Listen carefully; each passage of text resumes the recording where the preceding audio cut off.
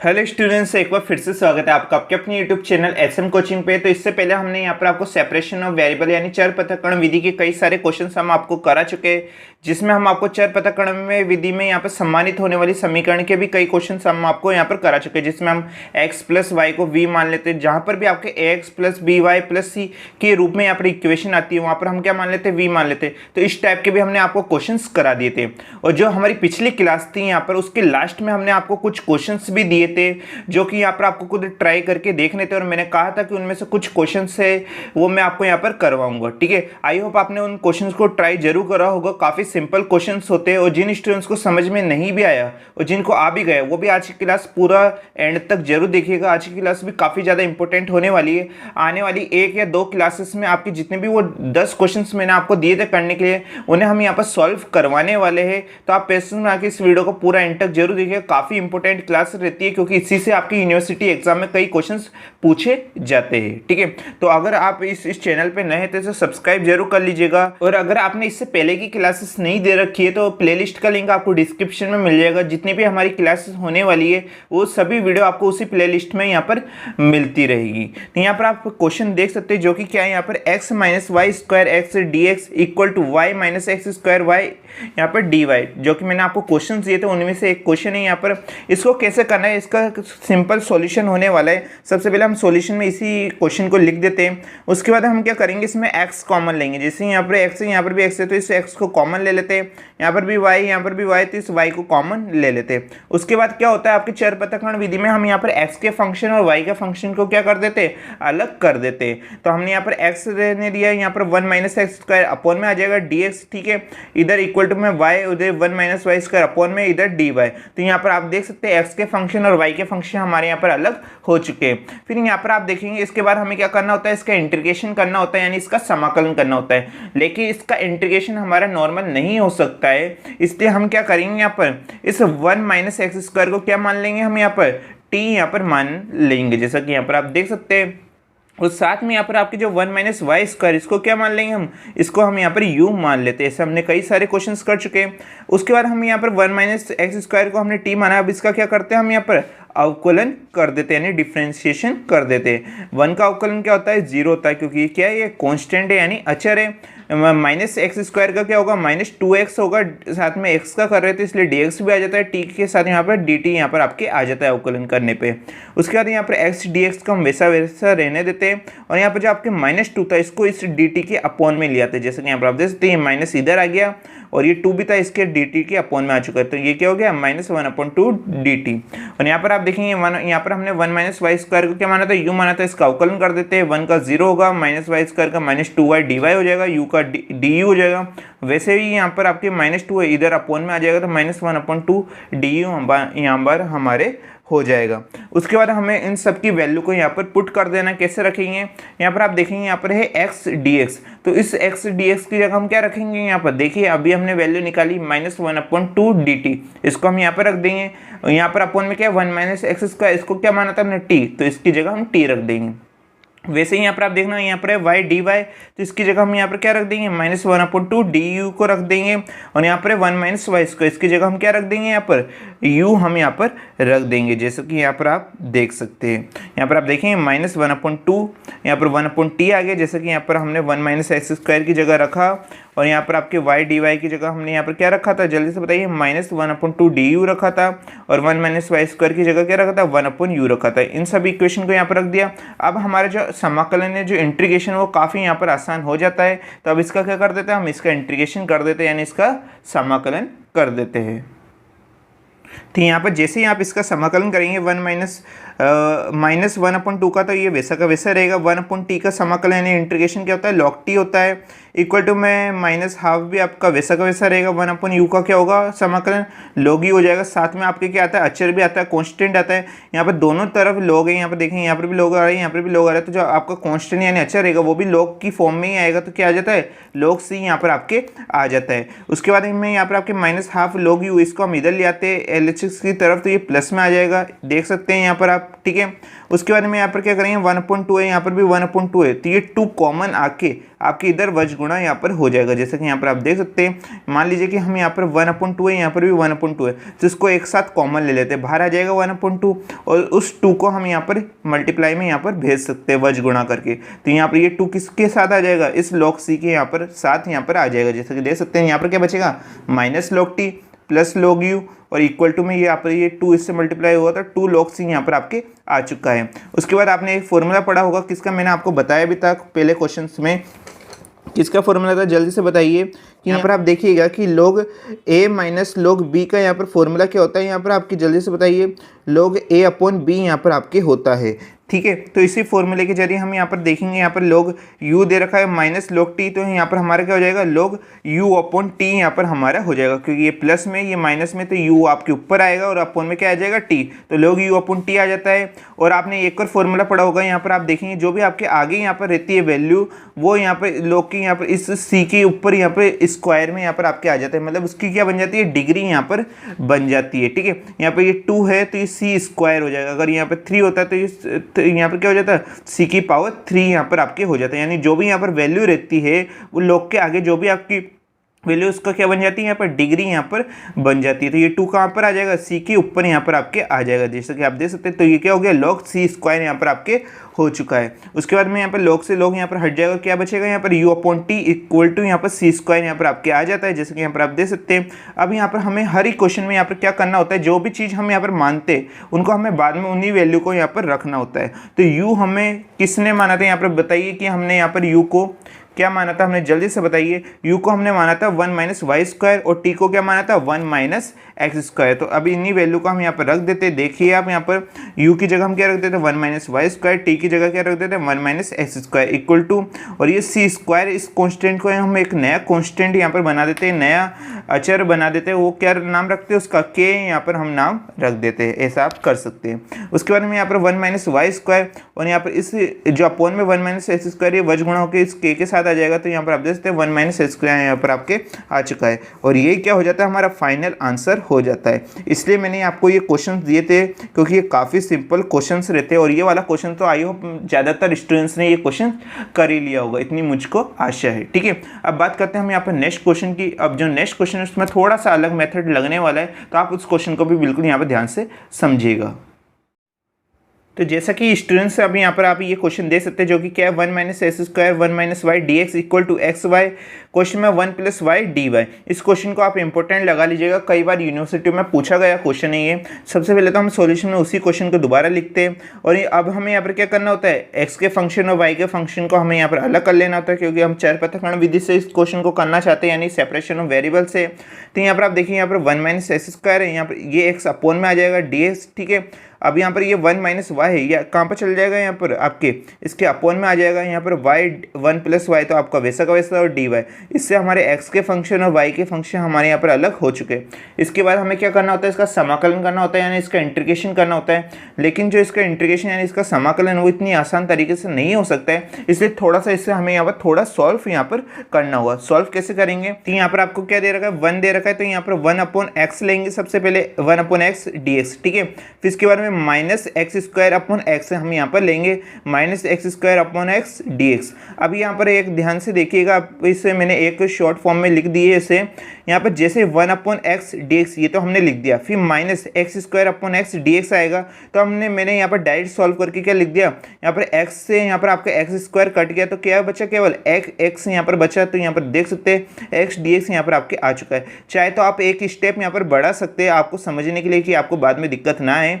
यहाँ पर 1 अपॉन में x dx को एक बार लिख दिया, और -x स्क्वायर अपॉन x था, यहाँ पर हमने एक x से यहाँ पर x स्क्वायर काटा, तो यहाँ पर x बचा, x dx यहाँ पर आपके आ चुका है। इक्वल टू में यहाँ पर आप देखिएगा, इस y को 1 से मल्टीप्लाई करेंगे y आ जाएगा, प्लस में इस y को y से मल्टीप्लाई करेंगे y स्क्वायर अपॉन में 1 - y यहाँ पर आपके आ जाता है dy, जैसे कि यहाँ पर आप देख सकते हैं। उसके बाद यहाँ पर ये इक्वेशन वैसी की वैसी रहेगी। अब हमें थोड़ा सा इसको भी सॉल्व यहाँ पर करना होगा, क्योंकि हम इसका इंटीग्रेशन भी आसान तरीके से कर सकते हैं। कैसे, 1/x का समाकलन यहाँ पर क्या हो जाएगा, यहाँ पर log x हो जाएगा। x का समाकलन करेंगे तो s स्क्वायर अपॉन 2 हो जाएगा, लेकिन इसका समाकलन तो हमें आसानी से नहीं कर पाएंगे, तो इसको थोड़ा सा और सॉल्व हमें यहाँ पर करना होगा। इसे सॉल्व करने के लिए हम क्या करेंगे, जैसे कि मैंने पहले भी कई क्वेश्चंस में कराए, यहाँ पर 1 माइनस वाई है तो हमें ऊपर भी यहाँ पर 1 माइनस वाई किसी भी प्रकार से बनाना होगा।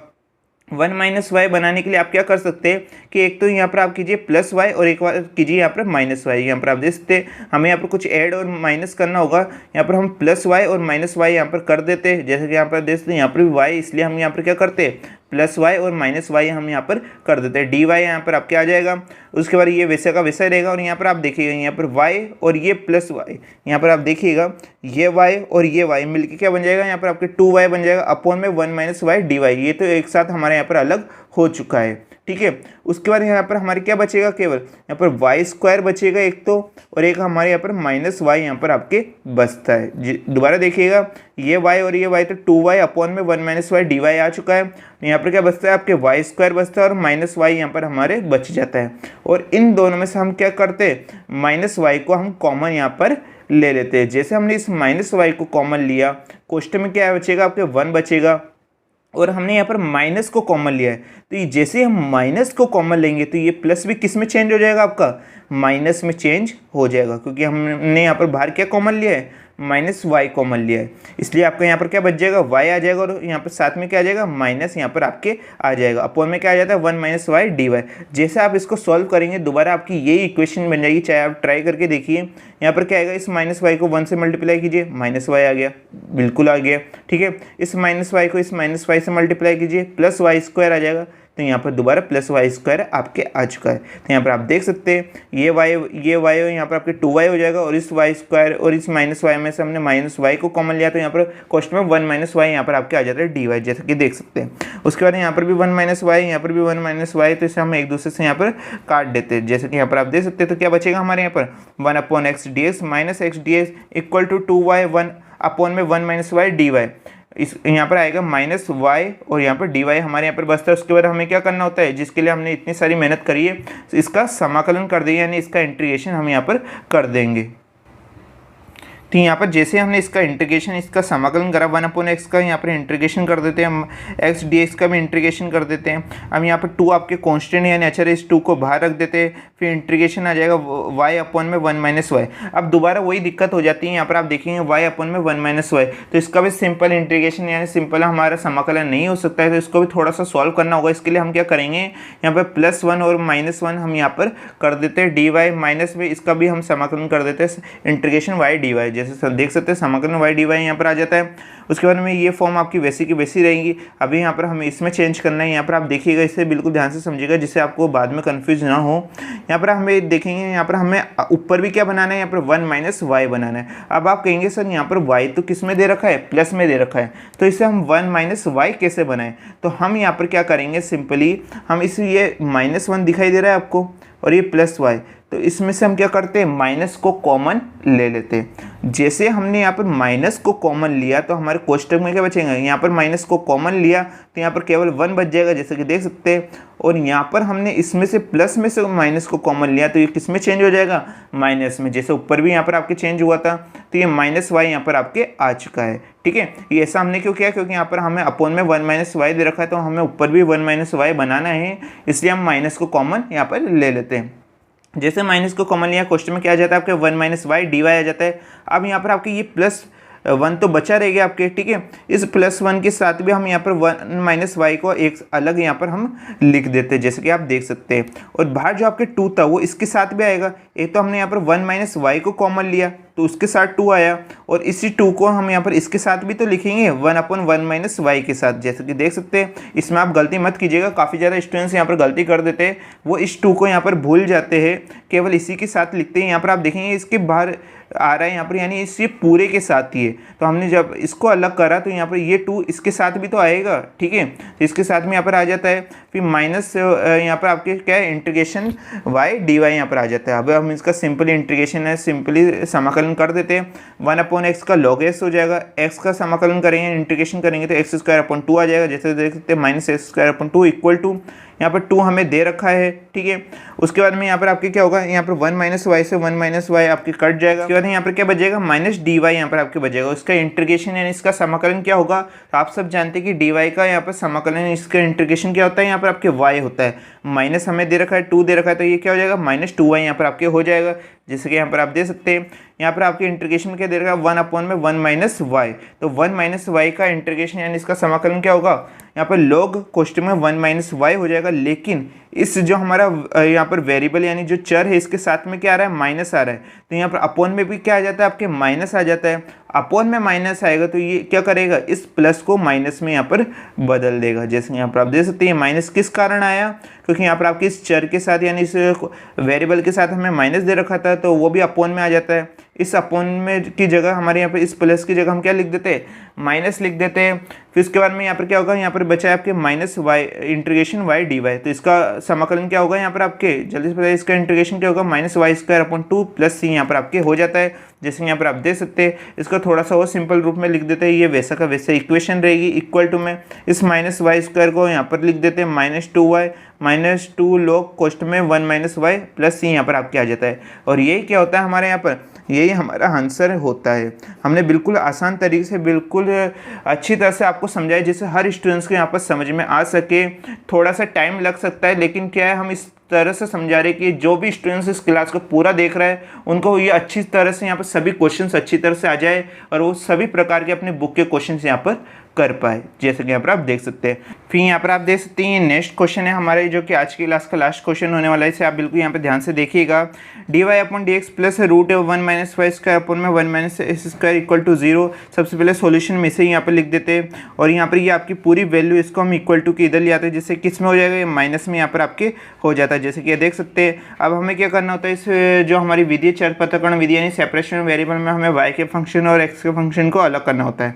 इसके लिए हम क्या करते हैं, यहाँ पर डी वाई हमें दे रखा है और 1 रूट में 1 माइनस वाई स्क्वायर इसको अपॉन में यहाँ पर ले आते हैं। डी वाई इक्वल टू में यहाँ पर आप देखेंगे 1 अपॉन में रूट 1 माइनस स्क्वायर, ये तो वैसा का वैसा यहाँ पर रहेगा, यहाँ पर माइनस दे रखा है और इस डी एक्स को हम इधर वज गुणा करके इधर ले आते हैं, डी एक्स यहाँ पर आपके हो जाता है। अब इसका सिंपली हम क्या कर देते हैं, इसका इंटीग्रेशन कर देते हैं यानी इसका समाकलन कर देते हैं। तो जैसे हमने इसका समाकलन यानी इसका इंटीग्रेशन करा है, यहाँ पर आप देख सकते हैं इंटीग्रेशन में 1 अपॉन में रूट 1 माइनस वाई स्क्वायर और यहाँ पर माइनस में root 1 upon root 1 minus x square, जैसे कि यहाँ पर आप देख सकते हैं, ठीक है। और यहाँ पर जैसे हमने इसका इंटीग्रेशन करा, आप सब जानते हैं कि यहाँ पर 1 अपॉन में रूट 1 माइनस वाई स्क्वायर का इंटीग्रेशन है, इसका समाकलन क्या होता है, ये जल्दी से बताइए। साइन इनवर्स वाई यहाँ पर आपके होता है। कैसे होएगा, क्योंकि यहाँ पर आप देखेंगे इस 1 की जगह हम क्या लिख सकते हैं, 1 स्क्वायर भी लिख सकते हैं। तो ये किसका फॉर्मूला हो गया आपके, 1 अपॉन में रूट ए स्क्वायर माइनस एक्स स्क्वायर का। और इसका क्या फॉर्मूला होता है, इसका क्या होता है, यहाँ पर आपके साइन इनवर्स एक्स होता है। ये आप सबने 11th-12th में ये फॉर्मूले पढ़ रहे होंगे। तो इसका क्या हो जाएगा, आपके साइन इनवर्स वाई हो जाएगा इक्वल टू में माइनस, और यहाँ पर भी वही सेम चीज़ है, तो यहाँ पर रूट 1 माइनस स्क्वायर का यहाँ पर आपका इंटीग्रेशन समाकलन क्या हो जाएगा, माइनस साइन इनवर्स एक्स यहाँ पर आपके हो जाएगा, प्लस यहाँ पर आपके आ जाता है।